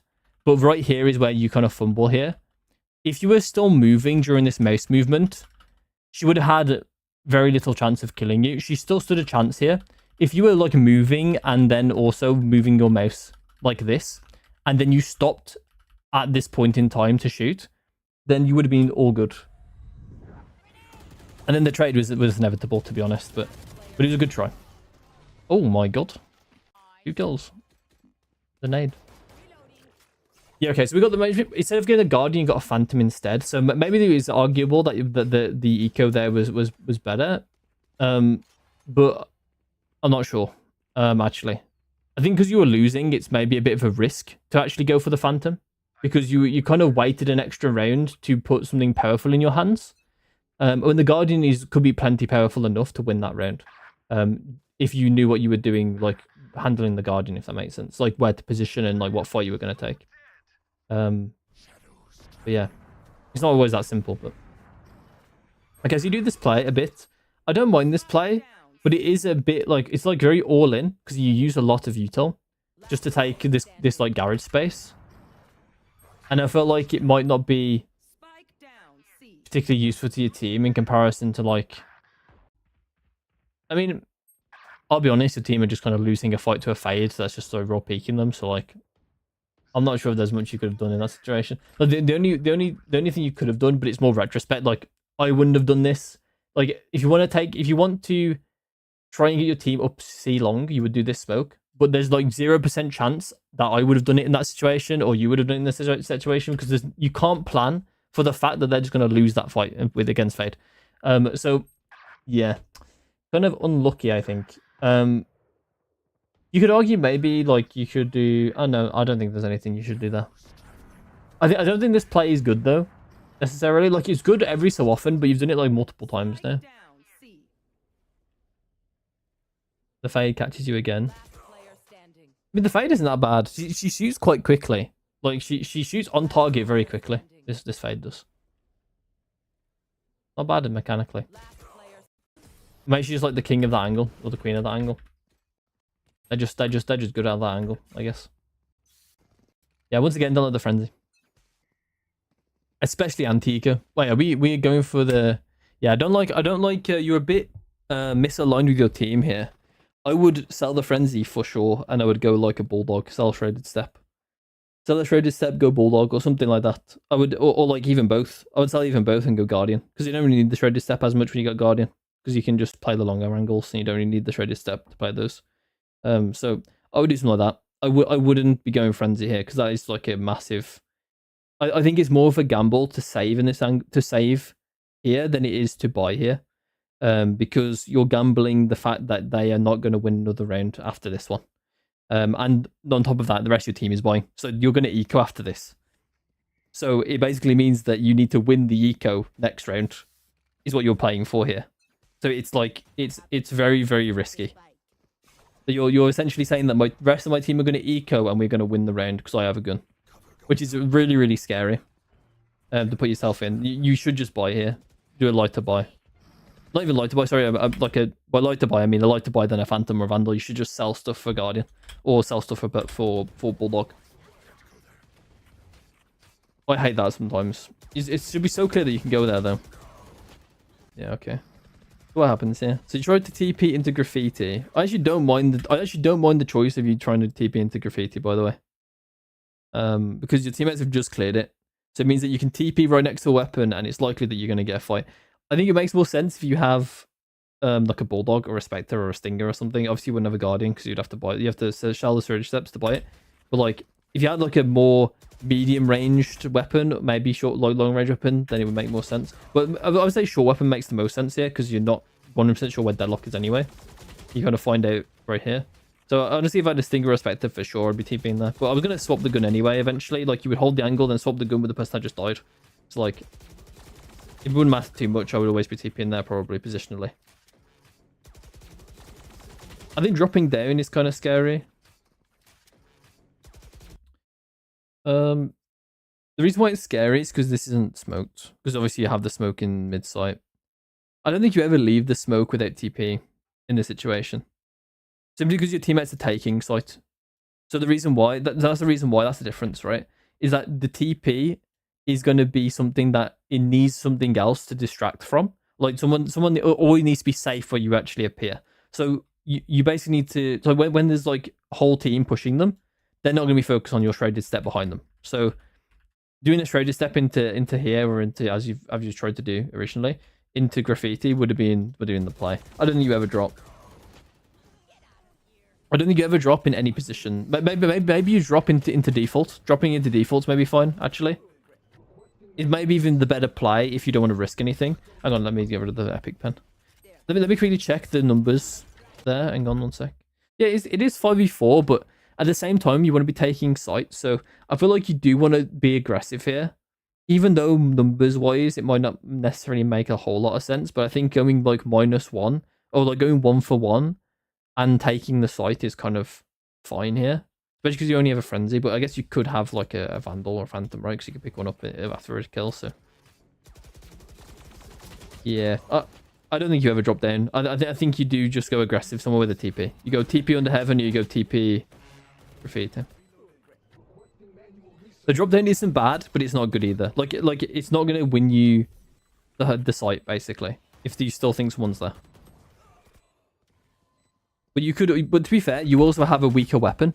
You have the frenzy, right? I think if you have a Spectre or a Stinger, you're aggressive. But if you don't have if you have the frenzy like you do there, you probably do actually just drop down and bank on the fact that your more powerful weapons around you are going to get kills. That's probably what you actually do. And then you wait for a kill to happen, and then you try and position to pick up a gun. That's probably what you do, to be honest. That probably makes the most sense, actually, in the context that you have a frenzy. But I think if you had a Stinger or a Spectre or something, or if you had even a Bulldog, you would take a fight aggressively. Good kill by Reyna. Okay, we win these. That was good by your team, to be honest. Kind of bailing you out of that choice that you took originally with your buy.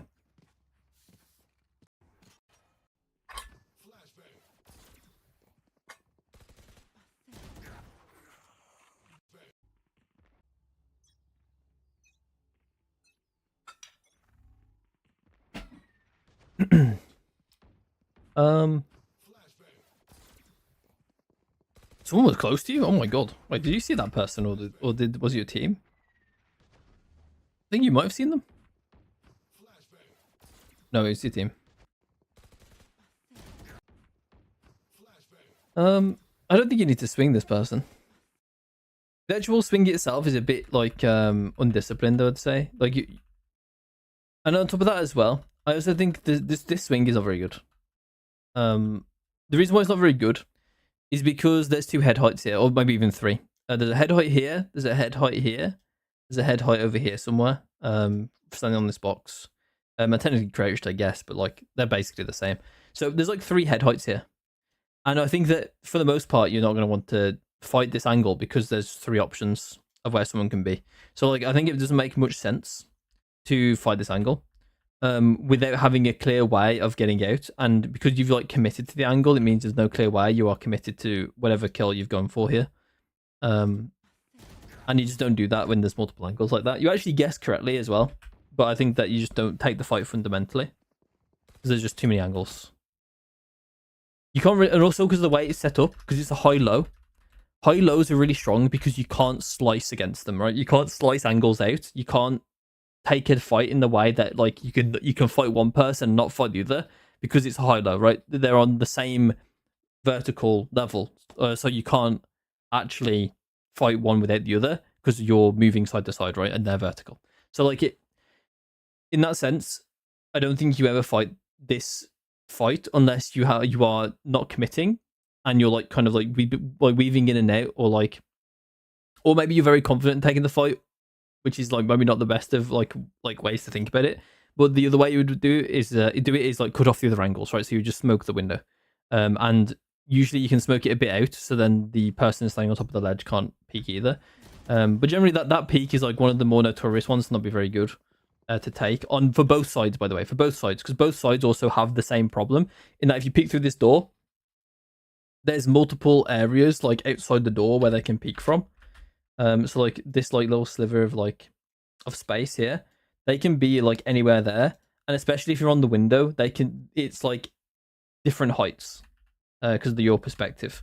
Also as well, if you're close to the door, then there's like this place here, and you're on this back wall. Like there's so many angles for you to clear. So this like fights around this door usually are coin flips because there's just so many different places people can be on either side. So it's kind of scary to take fights out those doorways. So you want to be careful of that. Ooh. Oh, what? Okay, wins this. My goat. That's a good kill. That's scary, but nice. Okay. Housekeeping win the goat. It is very winnable, the game still. Especially because you like 1-2 rounds on the bounce. You're starting to win rounds, keep your economy. The enemy team are going to have a struggling economy very, very soon. If not this round. Maybe next round? Next round. No, maybe the round after. Oh my god, they don't have a struggling economy at all. Double the Magilla. 7.5 game. It's probably 2 rounds from now that guy's going to be broke. But that's really good in terms of timing, right? Because that's when it's 11-11. At 11-11 and everyone's broke, that would be awful for them if you win the next 2 rounds. I like these smokes more, but I understand that you were doing them before because it was an eco. This is fine.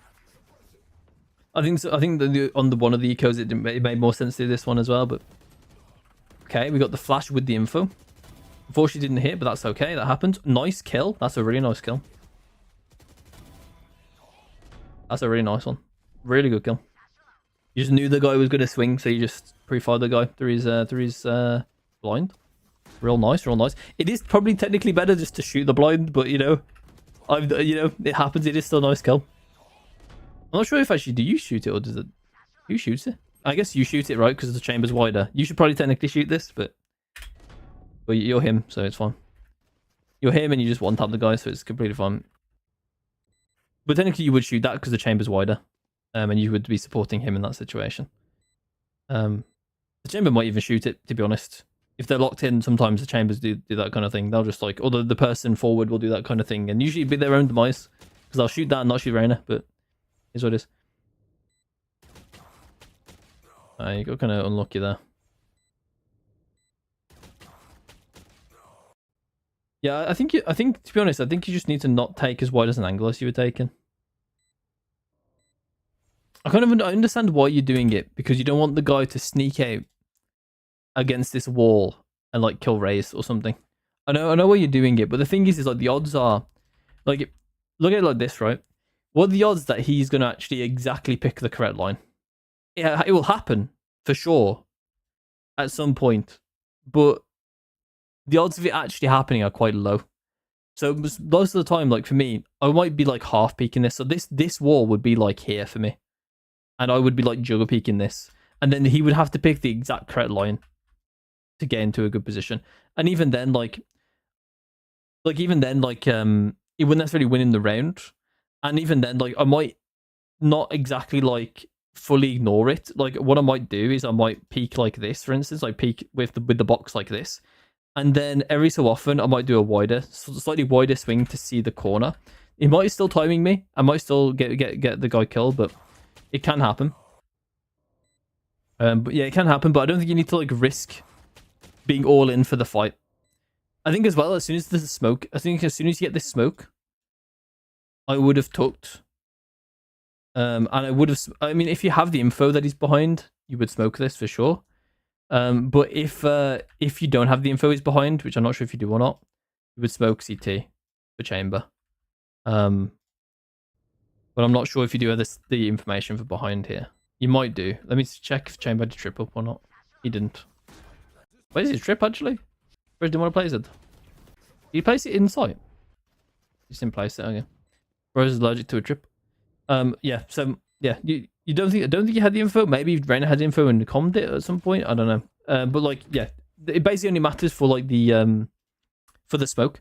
With that, if you knew that he was behind, you would smoke. Or even if you have a read, and you maybe clearly do here because you are like jiggling it, you would just smoke this. Otherwise, you would smoke CT. That is what I would do. I think as soon as you get it up as well, you wouldn't wait. You would do it instantly. Oh wait, is this losable? 2v2. Okay. Oh my god, that's so lucky. I feel like. Okay, though we take those. So yeah, I think just tucking to get that smoke would have been important there, but it's all good. The flash is too early. I don't think I like that flash because I think as soon as they get the kill, they kind of they're done. You know, they're gonna run.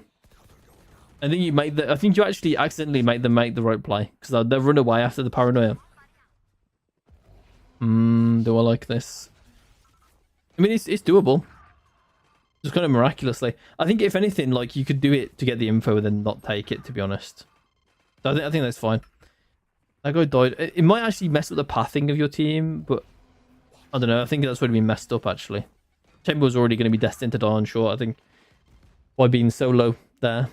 Someone else should have been there with him. It should have been Raze. Raze should have been there and boom botted. Oh, the jet is on one.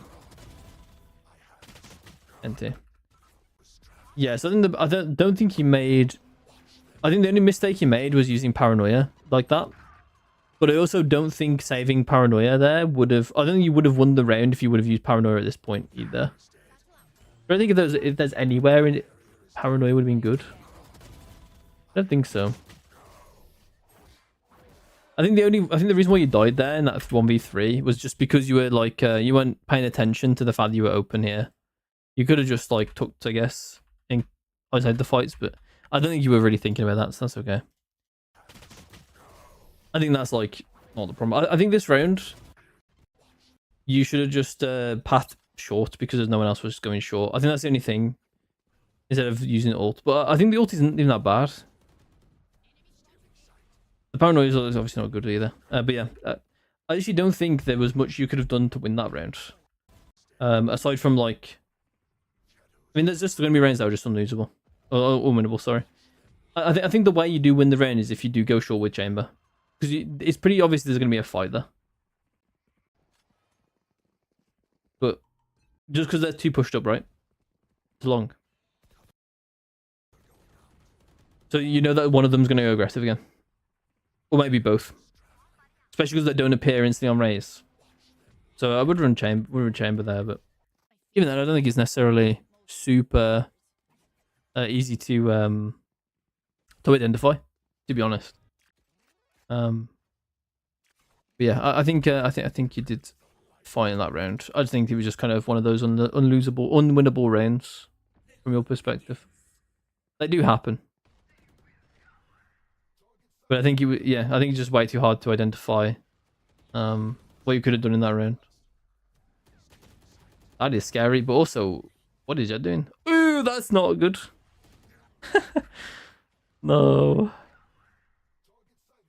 Yeah, so we're doing it for B. She's fine. I think it's kind of scary she re-peaks, but the fact that she doesn't die against 4 players, 3 players, 3 players. This Reyna's not really fine. It's kind of crazy. Although, yeah, this TP is a bit crazy as well because you can't shoot for like the first like point something seconds, so it should be like really free for you to die to her. I think if you want to chase, you would swing right. So if you wanted to chase here, you would swing this way. And the reason why you swing that way instantly as soon as she goes around the corner is because her way out is to go this way or to go this way. And both of those ways will get spotted by this sideline. So you would just swing right. And that's what happens if you want to chase, right? You cut off her, you're gonna cut off the way that she has to run. And then if she does go behind there like that, you can probably safely TP to this position. And take some space on B or something. I don't think you're going to do something crazy like this, because this is kind of like... I'm not exactly sure why you took this TP. It seems like maybe you were like presuming that she was just going to run away only, or like run through the smoke or something, and not go back site. But like, there's no reason not to... there's no reason not to like peek right, like to run and peek right side, because... Or like by right side, I mean to run right and peek left on B side. Because then it gives you the maximum amount of info before you use a TP. Like a lot of the gameplay for Omen and like not a lot of it, but like some of it, especially with like surrounding TPs and both TPs, your ult and trade step, and even with smokes as well, is not so much smokes, but also TPs. They're going to be surrounded by the fact, do you know a lot of what's going on? If anything, it'd be nothing like what you use smokes for. But what the main thing with TP is that you kind of want to know what's going on your destination, so then you can kind of know what you're getting yourself into, and TP accordingly, right? TP like to safer positions, because you don't really do anything when you arrive initially, so you want to be very careful that you're not just TPing into someone's face. Like it's kind of similar to the ones you didn't attack, but you kind of just TP'd into someone's face and died. And you want to kind of avoid those. You want to have a bit more information on what's going on in your destination. 07. Honestly, you didn't play too bad. I think there were just some individual... The main individual mistakes were to do with TPing into danger. And there were some pathing things and some smoke things. Like maybe you were being a bit too selfish sometimes with the smokes on the eco stuff towards A on attack. The other thing as well is the movement and shooting, right? Moving and aiming together. That needs to be something that you need to think about doing a lot more. So I would try your best to do the drills on that I've showed previously. Team deathmatch, like scanning those angles as well. That would help as well with some of the stuff I saw on defense, as well as things with like over aim drills on the bots. Both of those things, especially over aim drills on the bots, will help a lot with movement and aim together. Because that's basically all you're going to do on that drill. That's basically all it's there for, basically. So yeah, I would recommend those 2 things. So I hope that was helpful, and that you learned some things. If you have any questions about any of the stuff, then please feel free to message me on I've disappeared on Discord. Oh, my camera's not working on this one for some reason. Let me quickly get broadcast. Why isn't it working on this one? Hello. Oh, what's going on there? Something's going wrong with my broadcast. That's why. That's fine. It looks fine on your screen, maybe. I'm not sure if it does.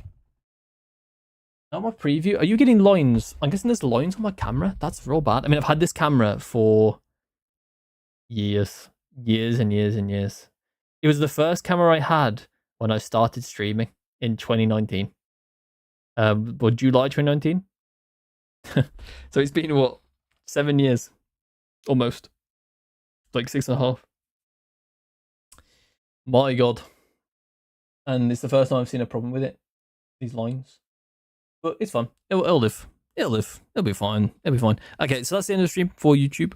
So yeah, I hope this was helpful. And I'll see you on the next coaching session. Bye-bye, bye-bye. Okay, stream has ended.